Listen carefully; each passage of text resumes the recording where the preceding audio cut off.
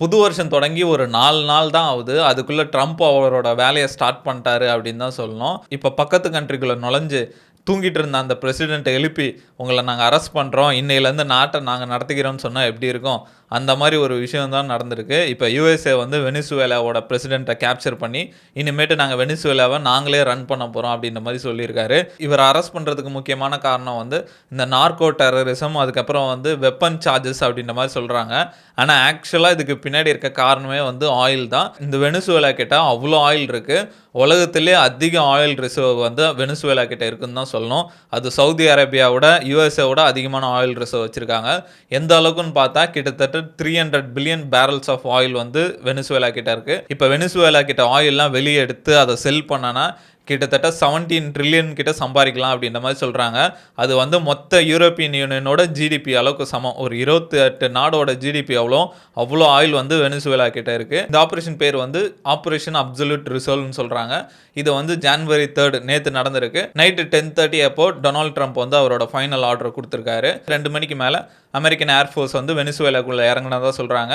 3:30க்கு வந்து இவர கேப்சர் பண்ணதா சொன்னாங்க. இந்த ஆப்பரேஷன்ல வந்து 11 ஹெலிகாப்டர்ஸ், ஹண்ட்ரட்ஸ் ஆஃப் ஏர்கிராஃப்ட்ஸ், அதுக்கப்புறம் நெறைய சோல்ஜர்ஸ் வந்து இதுல இன்வால்வ் ஆயிருந்தாங்க. இதுல வந்து டெல்டா ஃபோர்ஸும், அதுக்கப்புறம் எஃபிஐயுமே இதுல இன்வால்வ் ஆயிருந்தாங்க. என்ன நடந்ததுன்னா, நைட் 2 மணிக்கு மேல வெனிசுவேலா பார்டர்ல இருக்க வார்ஷிப்ல இருந்து ஹெலிகாப்டர்ஸ்லாம் கிளம்புது. இவங்க வந்து ரொம்ப லோவா தான் ஃப்ளை பண்ணியிருக்காங்க. கிட்டத்தட்ட ஒரு 11 ஹெலிகாப்டர்ஸ். வெனிசுவேலா கிட்ட ஏர் டிஃபென்ஸ் சிஸ்டமும் இருக்கு. ரஷ்யா கிட்ட இருந்து வாங்குனது.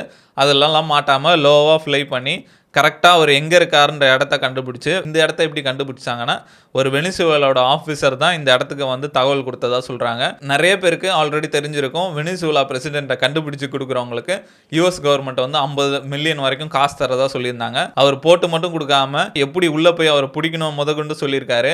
ஏன்னா, பிரசிடென்ட் இருந்த இடம் வந்து ரொம்ப ஸ்ட்ராங்கான கான்கிரீட், ரொம்ப ஸ்ட்ராங்கான டோர் இருக்கும் அப்படின்ற மாரி சொல்லியிருக்காங்க. வரும்போது நீங்க எக்ஸ்ப்ளோசிவ்லாம் எடுத்துட்டு வாங்க அப்படின்ற மாரி சொல்லியிருக்காங்க. அதே மாரி யுஎஸோட ஏர் ஃபோர்ஸ் வந்து கரெக்ட்டா அவர் இருக்க பில்டிங் மேலேயே இறங்கி, உள்ள போய் அந்த எக்ஸ்ப்ளோசிவ் வச்சு அந்த டோர ஓப்பன் பண்ணி உள்ள போயிருக்காங்க. தலைவன் வந்து தூங்கிட்டு இருந்திருக்காரு. அவர் கேப்சர் பண்ணி அவரோட ஒய்ஃபையும் கேப்சர் பண்ணி 2 பேரையும் பிளைண்ட் ஃபோல்ட் பண்ணி திருப்பி ஹெலிகாப்டர்ல வச்சு கூட்டு வந்திருக்காங்க.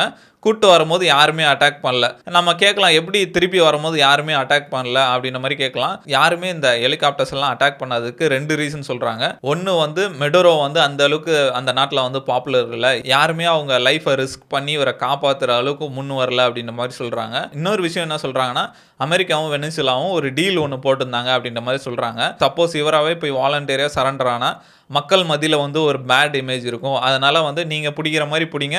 நானும் வந்துர்றேன் அப்படின்ற மாரி நெகோசியேஷன் நடந்திருக்கும் அப்படின்ற மாரி சொல்றாங்க.